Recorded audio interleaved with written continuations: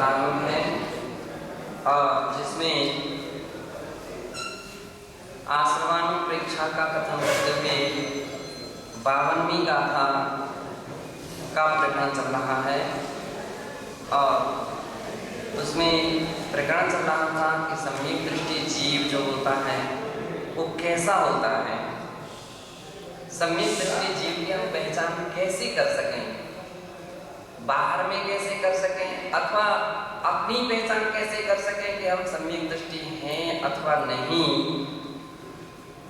तो निश्चय से तो पहचानना बहुत कठिन है, लेकिन बहुत कुछ ऐसे लक्षण हैं जिनके द्वारा पहचाना जा सकता है कि हम सम्यक दृष्टि हैं अथवा अमुक व्यक्ति सम्यक दृष्टि है अथवा नहीं। तो इसके विषय में प्रकरण चल रहा था। सम्यक दृष्टि ज्ञान वैराग्य शक्ति नेतु भवति की आचार्य मृतचंद्रयी समय सार कल से प्रत्यपादी। सम्यक दृष्टि के अंदर में ज्ञान वैराग्य शक्ति नियम है, तो ज्ञान और वैराग्य शक्ति नियम से हुआ करती है। ऐसा आचार्य श्री अमृतचंद्र स्वामी ने समय सार कलश के श्लोक नंबर 335 और 336 में प्रतिपादन किया है।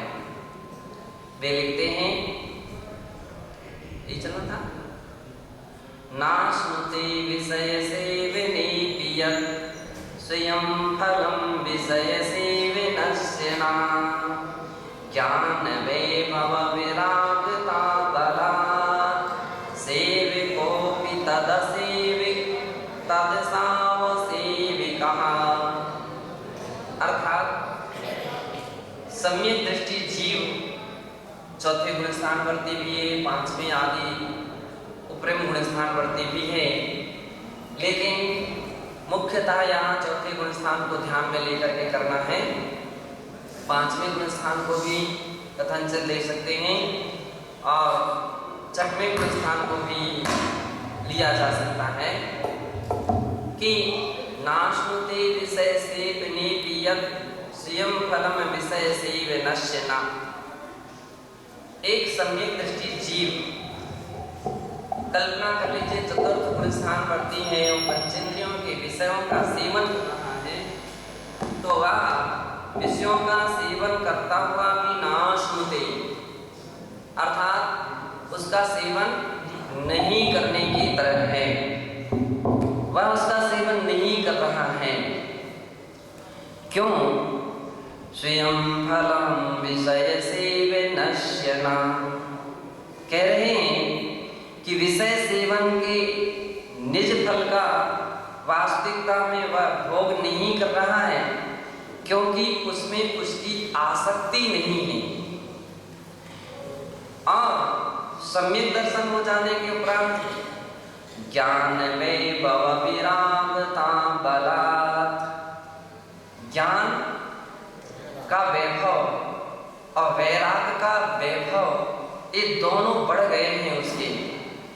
मिथ्या दर्शन के होने के पश्चात या मिथ्यात्व की दशा में ज्ञान ही नहीं है तो विरक्ति की कोई संभावना ही नहीं रहती है। कल्पना कर लीजिए कि कोई दूध की दुकान है और दूध की दुकान पर दूध बेचने वाले बहुत सारा कढ़ाई भर दूध भर करके रखे हुए हैं और उसमें बाई चांस कोई चूहा कूद जाए और उबलते हुए दूध में कूदेगा तो निश्चित है उसकी मृत्यु हो जाएगी। तो क्या दूध वाला सारे दूध को फेंकेगा? वो क्या करता है? धीरे से चूहा निकाल करके वो उसको अलग कर देगा, दूध अलग नहीं करेगा। और जिस समय उसने अलग किया या चूहा गिरा, उस वक्त दो ग्राहक, दो दूध के इच्छुक उसकी दुकान पर बैठे थे। दोनों ने ही ऑर्डर दिया था कि हमको भी एक गिलास दूध चाहिए। तो उसमें से एक ने तो देख लिया है और एक ने नहीं देखा है। एक ने देख लिया कि चूहा गिरा और उसने चूहा को निकाल करके अलग कर दिया, तो क्या वो व्यक्ति दूध पी सकेगा क्या? और दूसरे ने नहीं देखा है तो गट गट पी जाएगा। सम्यक दर्शन का एक भूमिका है कि सम्यक दर्शन हो जाने के बाद एक ऐसी ज्ञान शक्ति जागृत हो जाती है, एक ऐसी वैराग ज्ञान शक्ति जागृत हुई है कि वस्तु स्थिति का सही ज्ञान उसके लिए हो गया है कि चूहा गिरा हुआ है, अर्थात जो भी हम विषय सेवन कर रहे हैं इसका परिपाक अच्छा नहीं होगा, उसकी फल को हमको बुरी तरह से भोगना पड़ेगा, कर्म का आश्रय होगा, कर्म का बंध होगा, संसार स्थिति का विच्छेद नहीं हो सकेगा और बढ़ती रहेगी। तो संयत दृष्टि जीव है और जैसे ही इस बात के विषय में विचार करता है, चिंतन करता है, तो संसार की स्थिति तो नहीं चाहता है। तो वह पहली बात तो यह है कि वह विषय सेवन ही नहीं करेगा, वो विषय सेवन ही नहीं करेगा। कदाचित ऐसे भी मोह का उदय रहता है कि कितने बार व्यक्ति जान करके भी ग्रसित है, अब उसकी बहुत सारी समस्याएं हैं, तो करना भी पड़े तो अनासक्ति भाव रहेगा। पहले मिथ्यात्व की भूमिका में तो आसक्ति भाव था, उसके अंदर कुछ ज्ञान ही नहीं था, तो इस प्रकार से वो उसमें तल्लीन होकर के करता था कि आगे पीछे का कुछ भी नहीं सोच पा रहा था। अब उसके अंदर में डर भय तो महसूस होने ही लगा है, घबराहट उसको होने लगी है कि ऐसा नहीं करना चाहिए, सावधान हो रहा है।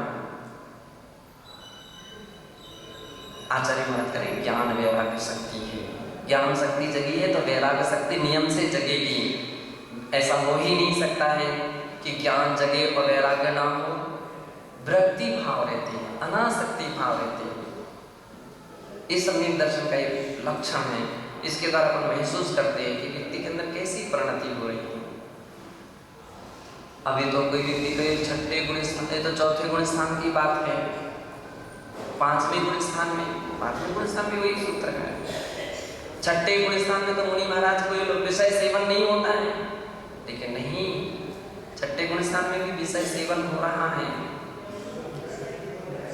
पांच इंद्रियों के जो अन्य विषय हैं, ठंडी हवा चल रही है, इच्छा होने लगती है भगवान ठंडी ठंडी हवा चलने लग जाए, बड़ी गर्मी लग रही है, छाया मिल जाए और मिल के अपन कॉलेज स्कूल में बैठे थे तो लोग बोल रहे थे और यहाँ तो कूलर जैसी हवा आ रही है। अब वो आमने सामने पूरा वेंटिलेशन बढ़ रहा था, कहता आनंद आ गया, मजा आ गया। ये भी तो विषय है, ये भी तो विषय है। अब चल रही है, आप आराम से बैठना, बैठो। ये आसक्ति क्यों, ये राग क्यों है? बस ये राग भाव जब जाता है वही कर्म का बंध का कारण बन जाता है। आहार के लिए गए और ऐसा कल्पना कर लीजिए कि आपके लिए जो सामग्री रुचिकर थी और वही सामग्री मिल गई चौथे में, जो रुचिकर थी मिली है। हम देख लो कि भाव भंग ना उसकी परिणतियां, अरे बहुत अच्छी है ना। अब व्यक्ति कितनी बार आसक्ति जिसके अंदर में है वो दूसरी सामग्री को ही भूल जाएगा, वही चाहिए, वही एक कर्म के बंध का कारण है। इसलिए आचार्य भगवान कहते हैं केवल वस्तु कर्म के बंध का कारण नहीं होती है, अभी तो उसके अंदर जो परिणति भावों की चल रही है वो बंध का कारण है, अथवा सम्यक परिणति चल रही तो वो संवर का कारण है, निर्जरा का कारण है। ज्ञानी जीव जो होते हैं वो तो आहार के मौके पर जो सामग्री आई है उसको अनासक्ति भाव से सेवन करते हैं, दिया, ठीक है। गर्त पूर्ण की दृष्टि से लेते हैं और मोही व्यक्ति राग भाव रखता है उसमें, और राग आग रत्तो बंदधी कम, निरंतर कर्म को बांधता रहता है। अब उसके अंदर इतना ज्ञान है ही नहीं, अब जो होगा सो होगा, बंद कौन जानता बंद, उसका विचार ही इस दिशा में नहीं है, उसका चिंतन ही कभी नहीं बैठता है। सामायिक प्रार्थना में कभी ऐसे विचार बनते ही नहीं है, क्या संसार और क्या संसार से पार होने के तरीके, इस ओर उसका ध्यान नहीं है ना, तो इसलिए उसकी आसक्ति जलती है। हमेशा ध्यान रखना, अधिकांशतः वे व्यक्ति आसक्त अधिक होते हैं जिनका चिंतन नहीं होता है, अध्ययन नहीं होता।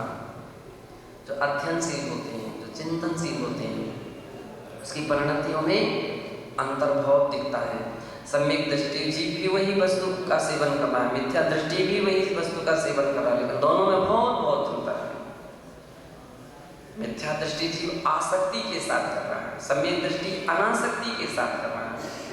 इसलिए वह सेवन करने पर भी असेवन की तरह है, और वो सेवन ना करने पर भी हो सकता है उसको मिल ही नहीं रही है, फिर भी आसक्ति भाव बना हुआ है, बंध का कारण बना हुआ है।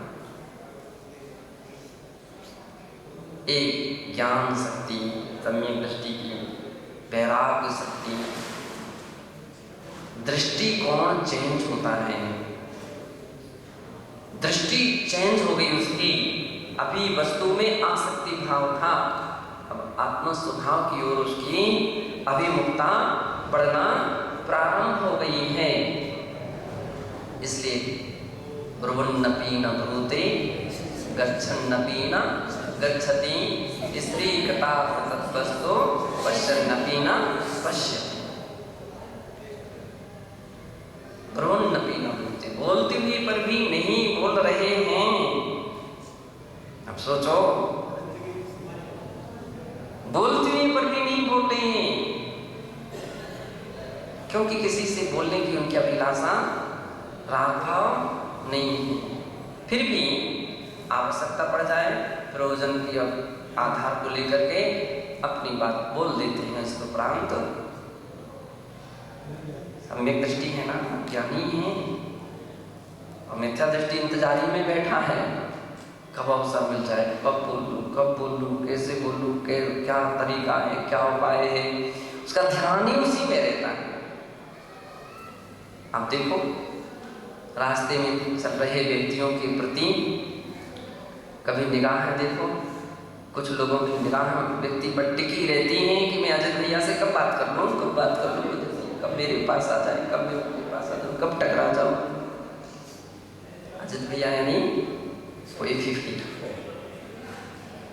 यहाँ से वहाँ से यहाँ से प्रयास में, और कैसे क्या प्रकार, कुछ भी। भाई कमंडल ले लेना, कमंडल, उनका कमंडल ले लो ना। अरे क्या आपके जूते काटने जूते का तुमको क्या लेना देना है जूते से, क्या लेना देना है कमंडल से, क्या लेना है? वो आराम से चल रहे, आप अपने आराम से चल रहे। अरे भाई कितने किलोमीटर चलना, तरीके तो हैं, निकालते हैं व्यक्ति, कोई ना कोई उपाय निकालना है। क्या बोले, किस तरीके से बोले? कोई महिला है आज देखो कहाँ से कर प्रयत्नशील रहते हैं, और कुछ भी नहीं हुआ, थोड़ा हंस लिया, मुस्कुरा के हंसे सो आप थोड़ी से हंस गए, वो व्यक्ति जो जा रहा था दर्शन करके सो और बैठ जाएगा, हैं, और बैठ जाएगा। अच्छा आप कौन है, कहाँ से आए हैं? अच्छा अच्छा, प्रारंभ हो गया। जनेभ्यो वाक्, इसको तो इस प्रकार से व्यक्ति का बोलना प्रारंभ हो जाता है, और कर्म का स्वबंध शुरू हो जाता है। ब्रुवन्नपि न ब्रूते, कौन स्त्रीकृत आत्मतत्वस्थो, जिसका अपनी आत्म तत्व में स्थिरता के भाव हैं, उसके लिए तो ये सब व्यवधान नजर आ रहा है। आत्म तत्व की अभिरुचि जगी है जिसके अंदर में, उसके लिए सब व्यवधान नजर आ रहा है। इसलिए वो निर्जनम जनितादरा, निर्जन स्थान को देख करके आदर भाव प्राप्त करता है, बड़ा खुशी होती, बड़ा यहाँ कोई अब आराम से चिंतन करेंगे, ध्यान करेंगे। और जिसकी स्थिरता नहीं है उसके लिए अब समय कटना कठिन हो रहा है। कैसे समय पूरा हो, कोई दिखाई नहीं रहा यहाँ तो। कितने लोग बोले अरे महाराज यहाँ कहाँ रुक रहे हो, यहाँ तो कोई आता ही नहीं है, जाते ही नहीं। और बोलते नहीं आता जाता, यही अपने लिए बहुत बड़ी उपलब्धि है। ये तो जंगल है, ये तो तीर्थ है, उसमें आनंद मनाते हैं। क्यों? आत्मस्वरूप की ओर उनकी स्थिरता के भाव हैं, रमणता के भाव हैं, तो उनके लिए विशेषता है। बोलते हुए पर भी नहीं बोले, गच्छन्नपि न गच्छति, चलते हुए पर भी नहीं चल रहे हैं, पश्यन्नपि न पश्यति, देखते हुए पर भी नहीं देख रहे हैं। केवल आत्म तत्व के प्रति जिनकी स्थिरता की भावना रहती है, उनकी ऐसी परिणति सहज होती है, सहज, जबरदस्ती की नहीं। क्या करूँ, बोलना तो चाहता हूँ महाराज, लेकिन मना कर देते हैं, प्रायश्चित देंगे, कहीं डांट देंगे, कहीं कुछ कह देंगे, तो अब वो तो जबरदस्ती की सौदा है। स्वयं को भी तो अपने कदम बढ़ाना पड़ेंगे। मोक्ष मार्ग दूसरे के कदमों से नहीं बढ़ मिलता है, अपने कदम स्वयं ही बढ़ाना पड़ेंगे।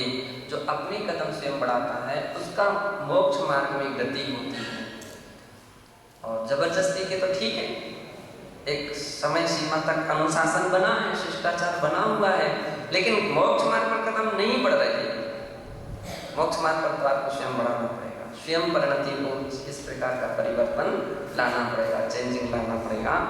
तो इसलिए आचार्य महाराज कह रहे हैं कि ज्ञान वैराग्य शक्ति के बल से सेवको भी तद असेव कहा, उन सामग्रियों का सेवन करता हुआ भी असेवक है।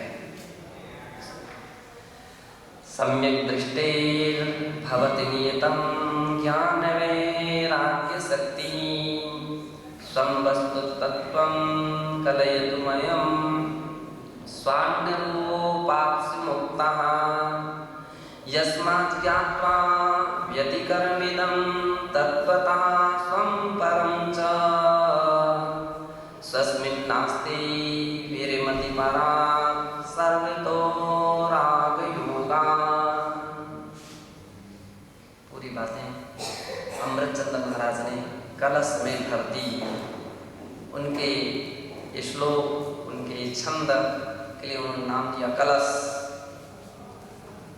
भरा हुआ कलश, अमृत कलश है। कैसा है? अमृत से भरा हुआ है, तत्व से भरा हुआ होने के कारण से अमृत कलश है। वे कहते हैं सम्यक दृष्टि भवति नियतम ज्ञान वैराग्य शक्ति।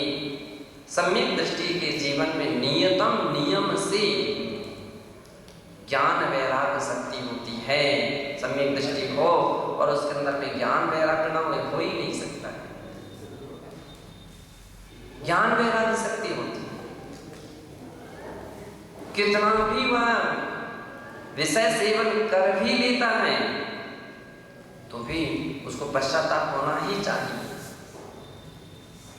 कहीं कदाचित राग भाव जग गए, उसके पश्चाताप प्रारंभ होगा, उसके अंदर में अफसोस प्रकट होगा। तो एक नियतम नियम से हुआ करती है। स्वं वस्तुत्वं कलयतुमयं स्वान्यरूपाप्तु मुक्तः। और कह रहे हैं कि वह सब क्यों?